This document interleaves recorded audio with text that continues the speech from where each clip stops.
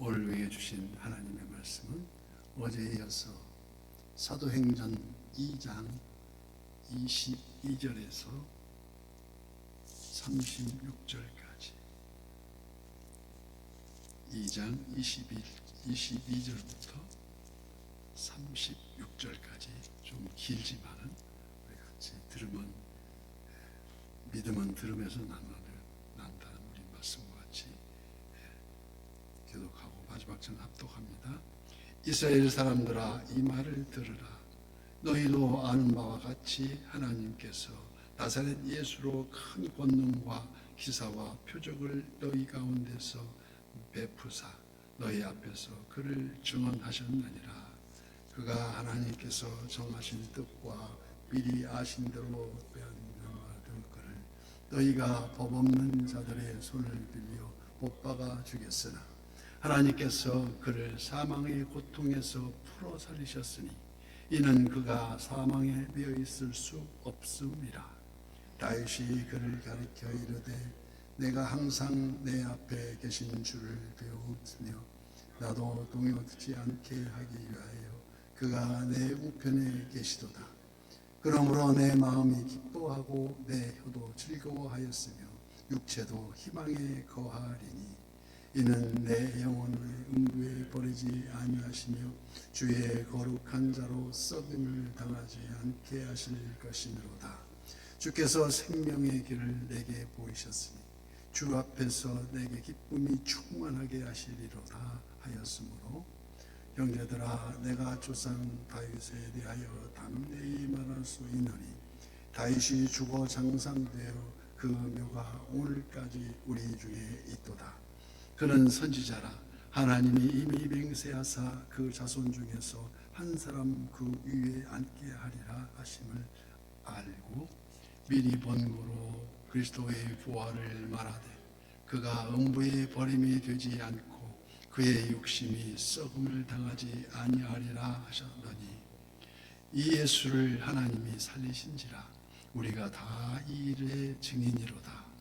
하나님이 오른손에 예수를 높이시매 그가 약속하신 생명을 아버지께서 받아서 너희가 보고 듣는 이것을 부어주셨느니라. 다윗은 하늘에 올라가지 못하였으나 친히 말하여 이르되 주께서 내 주에게 말씀하시기를 내가 내 원수로 내 발등상이 되게 하기까지 너는 내 우편에 앉아 있으라 하셨도다 하였으니 다 함께요. 그런즉 이스라엘 온 집은 확실히 알지니 너희가 십자가에 못 박은 이 예수를 하나님이 주와 그리스도가 되게 하셨느니라. 아멘. 오늘도 실시간 선한 요새 기도의 향연 속에 새벽을 깨우는 성도님들 모두에게 여호와 샬롬 직신 하나님의 평강과 풍성한 은혜를 축복합니다. 예수 그리스도, 예수는 그리스도다. 우리 기독교는 예수 그리스도의 복음으로 시작되었고 그 전파된 복음을 영접하고 믿음으로 오늘에 이르렀다고 할 수 있습니다. 사람들의 입에서 입으로 전해지면서 그 복음의 출처가 되는 원류가 바로 오늘 본문 베드로의 첫 설교입니다. 그 설교의 주제는 한마디로 예수는 그리스도다. 그 설교의 주제, 지극히 단순하면서도 실로 강력했던 그 말씀의 성부가 예루살렘 교회를 폭발적으로 일으켜 세운 원동력이 되었다는 것입니다. 22절 말씀과 같이 이스라엘 사람들아, 이 말을 들으라. 즉 쉐마 이스라엘. 베드로는 우선 예수님의 공생애와 사역을 증거하기 시작합니다. 큰 권능과 기사와 표적으로 가득 채워졌던 너희도 아는 바와 같이 그들이 직접 목격하고 경험한 각과 다르게 오늘날도 믿기 어려운 현대인들과는 달리 적어도 당시 유대인들에게는 이미 잘 알려진 사실이었습니다.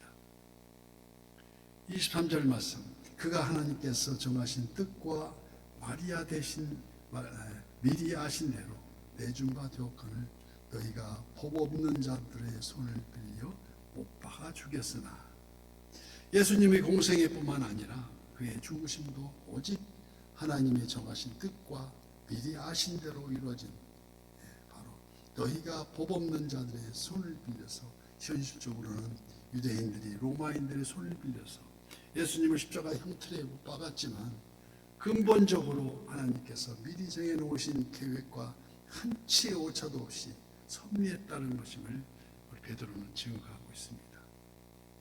그 귀하고 은혜로운 말씀들은 매일매일 수없이 접하는 성경 속에 생생하게 증거되어 있지만, 문제는 오직 예수님을 받아들이는, 영접하는 자, 곧 그 이름을 믿는 자들, 그에 따라서 영원한 생명으로 되고 영원한 영생에 꺼지지 않는 영원한 죽음, 바로 영벌로, 영생과 영벌로 극명하게 나눠진다는 것입니다.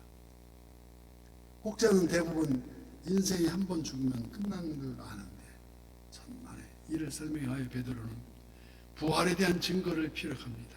24절, 하나님께서 그를 사망의 고통에서 풀어 살리셨으니 이는 그가 사망에 매여 있을 수 없음이라. 즉 메시아, 죄로 인한 죽음에서 구원하실 구주께서 어찌 사망에 매일 수 있느냐는 것입니다.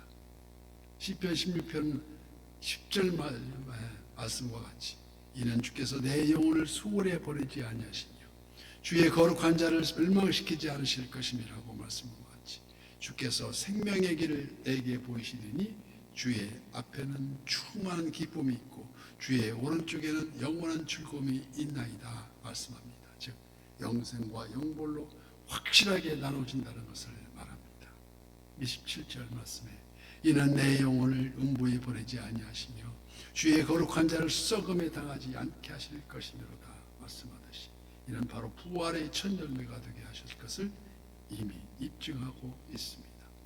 이 말씀을 더 상세하게 설명하기 위해서 본문 30절 말씀에, 그는 선지자라 하나님이 이미 맹세하사 그 자손 중에서 한 사람을 그 위에 앉게 하리라 하심을 알고 미리 본고로 그리스도의 부활을 말하되, 베드로는 그가 인용한 시편 16편의 말씀과 같이 그가 음부에 버림이 되지 않고 그의 육신이 썩음을 당하지 않게 하리라고 말씀하며 그 말씀에 초점을 맞추고 있습니다. 그러므로 다윗이 장차 하나님께서 그 자손 중에 한 사람을 그 위에 앉게 하실 것을 미리 알았던 선지자였다는 말씀입니다. 이처럼 예수님의 부활은 이미 구약의 메시아 예언과 예언편에 다 들어있는 것 같이 우리가 다 이 일의 증인이라는 것입니다.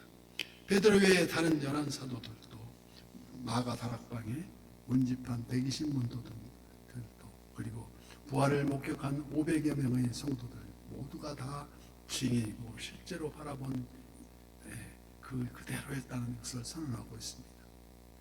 그래서 다른 이로서는 구원을 받을 수 없나니 천하 사람 중에 구원을 받을 만한 다른 이름을 우리에게 주신 일이 없음이라고 단언하게 이릅니다. 본문 33절 말씀에, 하나님이 오른손으로 예수를 높이시매 그가 약속하신 성령을 아버지께 받아서 너희가 보고 듣는 이것을 부어 주셨느니라. 다윗은 하늘에 올라가지 못하였으나 친히 말하여 이르되, 주께서 내 주께 주에게 말씀하시기를 내가 내 원수로 내 발등상이 되게 하기까지 너는 내 오른편에 앉아 있으라 하셨도다. 즉 이제는 보혜사 성령을 보내셔서 사람들로 하여금 성경 말씀을 깨닫게 하시고, 주께서 내 주에게 말씀하시기를 내가 원수로 내 발등상이 되게 하기까지, 즉 예수님께서 보좌 우편에 앉아 계시는 것은 원수로 내 발등상이 되기까지 기다리고 계신다는 것입니다. 이는 바로 우리가 매일 믿음으로 고백하는 하늘에 오르시어 전능하신 아버지 하나님 우편에 앉아 계시다가 거기로부터 살아있는 자와 죽은 자를 심판하러 오십니다. 다시 오실 재림의 그날을 가리켜 원수로 발등상에 되게 하실 날로 표현하고 있다는 것입니다.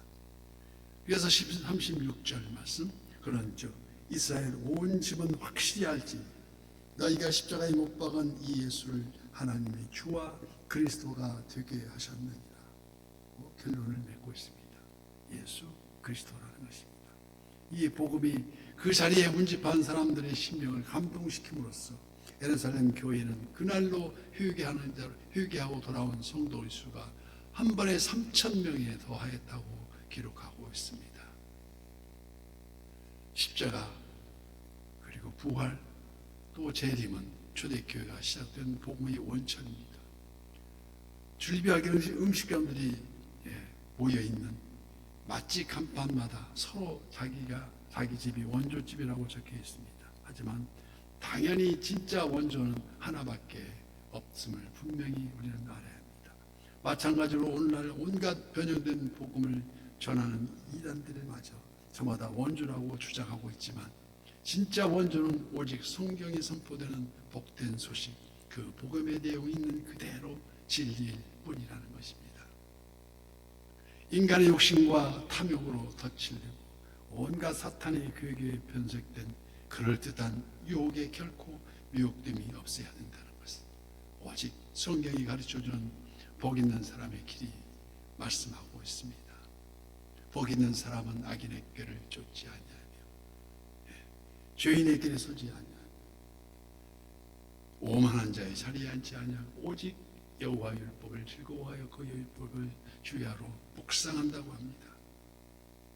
오늘도 그 말씀에 의지하여 복음에는 하나님의 의가 나타나서 믿음에 이르기까지 하니 기록된 바 오직 의인은 믿음으로 말미암아 살리라고 로마서 1장 17절 말씀입니다.